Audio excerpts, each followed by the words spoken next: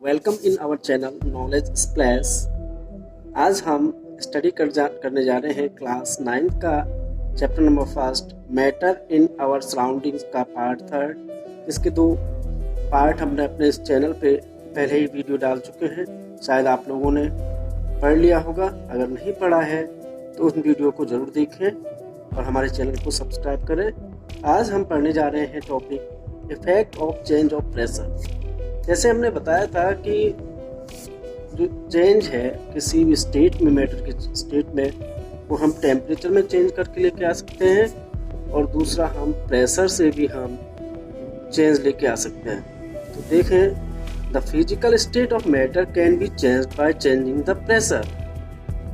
हम प्रेशर को चेंज करके भी फिजिकल स्टेट को चेंज कर सकते हैं। जैसे गैसियस फॉर्म से हम लिक्विड फॉर्म में ऑक्सीजन, अमोनिया को लिक्विफाइड कर सकते हैं। जब हम हाई प्रेशर उन गैसों में डालेंगे और टेम्परेचर लो करने पर हमें लिक्विफाइड अमोनियम गैस और ऑक्सीजन गैस मिलती है। ऐसे ही हम सॉलिड कार्बन डाइऑक्साइड को कन्वर्ट कर देते हैं, जिसे हम ड्राई आइस भी कहते हैं। और ये ड्राई आइस एक सब्लिमेट में चला जाता है, क्योंकि ये सॉलिड फॉर्म से डायरेक्टली गैसेस फॉर्म में कन्वर्ट हो जाता है कार्बन डाइऑक्साइड गैस में, जब हम इसके प्रेशर को डिक्रीज करते हैं। तो इस तरह से हमने देखा कि प्रेशर से भी हम फिजिकल स्टेट को चेंज कर सकते हैं। इसके एग्जांपल हमने देखे और अब हम नेक्स्ट टॉपिक पढ़ने जाएंगे, evaporation. The process of a liquid changing into vapor even below its boiling point is called evaporation. जब लिक्विड टेम्परेचर चेंज होने पर वो लिक्विड फॉर्म से वेपर फॉर्म में कन्वर्ट होता है, इस प्रोसेस को हम एवापोरेशन कहते हैं। जैसे हमने बहुत सारे एग्जांपल देखे होंगे, हमारे कपड़े सूख जाते हैं तो एवापोरेशन के कारण होता है। तो यहाँ पर हम देखते हैं कि आखिर ये फैक्टर्स कौन कौन से हैं जो एवापोरेशन के रेट को चेंज करने में मदद करते हैं। तो यहाँ पर 4 जो फैक्टर हैं, टेम्परेचर, सरफेस एरिया, ह्यूमिडिटी और विंड स्पीड, ये 4 ऐसे फैक्टर हैं जो एवापोरेशन के रेट को कम या ज़्यादा कर सकते हैं। अब हम देखते हैं एक एक करके कि कैसे टेम्परेचर इफेक्ट डालता है। The rate of temperature, the rate of evaporation increase on increasing the temperature of liquid. जैसे जैसे टेम्परेचर बढ़ेगा वैसे वैसे रेट ऑफ एवापोरेशन बढ़ेगा। जैसे देखा हमने, जाड़ों में कपड़े देर से सूखते हैं, जबकि गर्मियों में कपड़े जल्दी सूख जाते हैं, क्योंकि गर्मियों में टेम्परेचर हाई रहता है, जाड़ों में टेम्परेचर लो रहता है। इसी वजह से टेम्परेचर के बढ़ने पर रेट ऑफ एवापोरेशन भी बढ़ेगा। दूसरी बात करते हैं हम surface area of the liquid. Surface area rate of evaporation increase on increasing the surface area of liquid. जैसे जैसे हम सरफेस एरिया को बढ़ाएंगे लिक्विड का, वैसे एवापोरेशन ज़्यादा होगा। जैसे हम एक कप में चाय लेते हैं और एक हम प्लेट में चाय लेते हैं, तो हमने देखा जो कप वाली चाय होती है वो देर से ठंडी होती है, जबकि प्लेट वाली चाय बहुत जल्दी ठंडी हो जाती है। इसका ये मतलब है कि रेट ऑफ टेम्परेचर, क्योंकि कप का जो सरफेस एरिया था वो कम था, जबकि जो प्लेट है उसका सरफेस एरिया ज़्यादा है। हम बता सकते हैं कि सरफेस एरिया के बढ़ने पर रेट ऑफ एवापोरेशन भी बढ़ जाता है।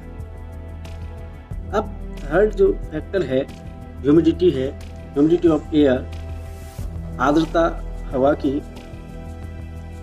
यानी कि मॉइस्चर जो प्रेजेंट रहता है एटमॉस्फेयर में, that is called humidity.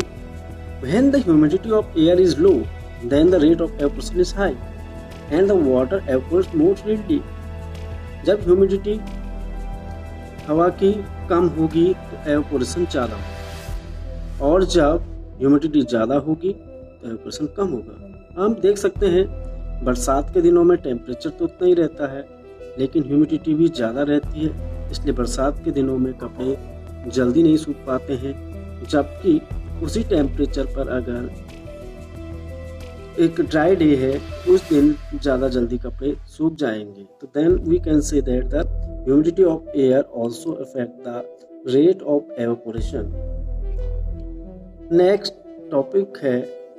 Factor है wind speed. The rate of evaporation of a liquid increase with the increasing wind speed. एक विंड स्पीड के बढ़ाने पर रेट ऑफ एवापोरेशन बढ़ जाता है। जैसे कि आप देख सकते हैं, एक कपड़े को आप वैसे नॉर्मली रूम में रख लो और टेम्परेचर सेम रहेगा, ह्यूमिडिटी वही है, लेकिन हमने पंखा चला दूसरे कमरे में, दूसरा कपड़ा डाला हमने और वहाँ पंखा चला दिया, तो देखते हैं हम जहाँ पर पंखा चलाया हमने वहाँ पर जल्दी कपड़ा सूख जाएगा। क्यों? क्योंकि उसका पानी एवापोरेट हो जाएगा कपड़ों का। इस तरह से हम कह सकते हैं rate of evaporation of a liquid increase with increasing wind speed. Cooling caused by evaporation. The cooling caused by evaporation is based on the fact when a liquid evaporates, it draws the latent heat of vaporization from touching surface. तो evaporation से cooling हो जाती है, ठंडक बन जाती है। वो कैसे होती है? उसका जो मेन कारण होता है वो होता है लेटेंट हीट, जिसके बारे में हम प्रीवियस वीडियो में डिस्कस कर चुके हैं। लेटेंट हीट ऑफ वेपराइजेशन, जब जो गैस होती है हमारी पहले लिक्विड एवापोरेट, तो लिक्विड एवापोरेट होने के लिए अपने आसपास से जिस टचिंग सरफेस से वो हीट एब्जॉर्ब करेगा, जिससे वो लिक्विड फॉर्म से गैसेस फॉर्म में कन्वर्ट होता है। इस तरह से जो एब्जॉर्ब हो जाएगी हीट, तो वो सरफेस कूल हो जाएगा। एग्जाम्पल देखते हैं हम, ये NCERT में भी है, इस पर जरा हम ध्यान देंगे। If we put a little of spirit at the back of our hand, we feel very cold. अगर हम थोड़ी सी स्पिरिट अपने हाथ पर रखें, पीछे रखें, हाथ के पीछे, तो हमें ठंडक महसूस होती है। ऐसा क्यों होता है? क्योंकि जो लिक्विड स्पिरिट है वो हमारे हाथ से हीट लेगी, क्योंकि वो लिक्विड फॉर्म में है और उसे हीट ले करके वो वेपराइजेशन हो जाएगा। इस तरह से वेपराइजेशन होने के लिए जो हीट उसने एब्जॉर्ब की, वो वेपराइजेशन हीट ही लेटेंट हीट कहलाएगी, और इस तरह से हमारा हाथ ठंडा लगने लगेगा। दूसरा एक और एग्जांपल है, a desert cooler cools better on hot and dry day. एक कूलर है, वो हॉट और ड्राई डे में, जिस दिन गर्मी ज़्यादा पड़ती है और ह्यूमिडिटी कम रहती है, उस दिन ये कैसे हमें कूल रखता है।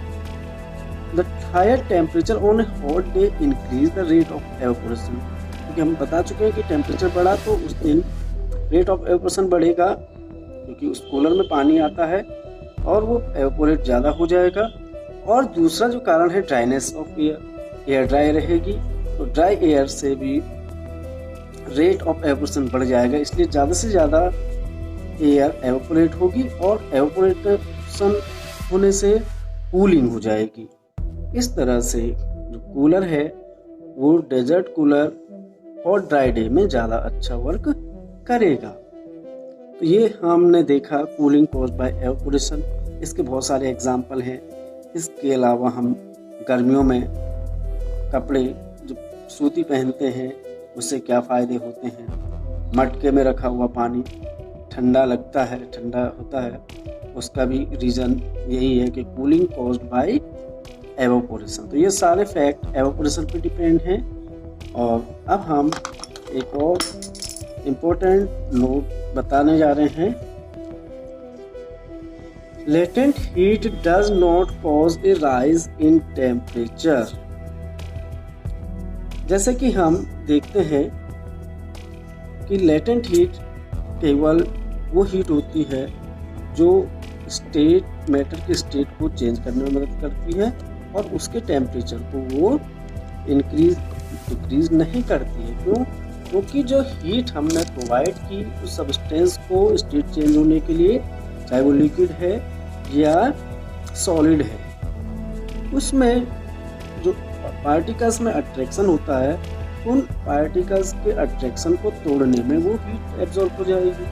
जैसे सॉलिड है, सॉलिड के पार्टिकल्स में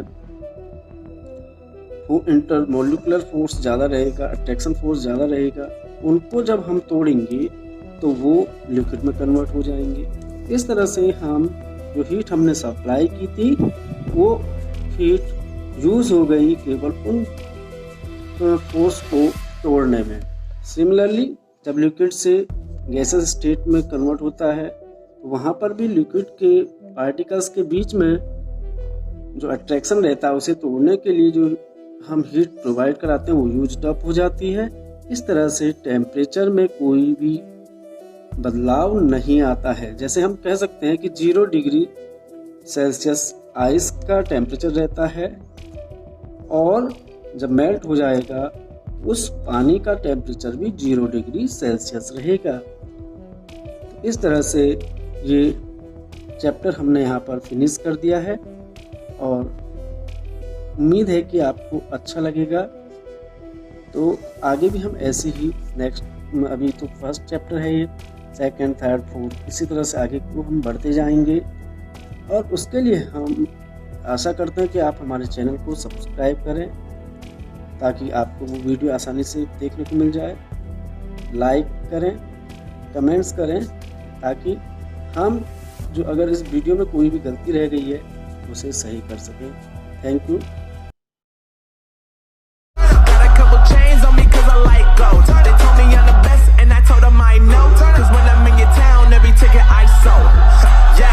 They saying I'm the man, facts bro.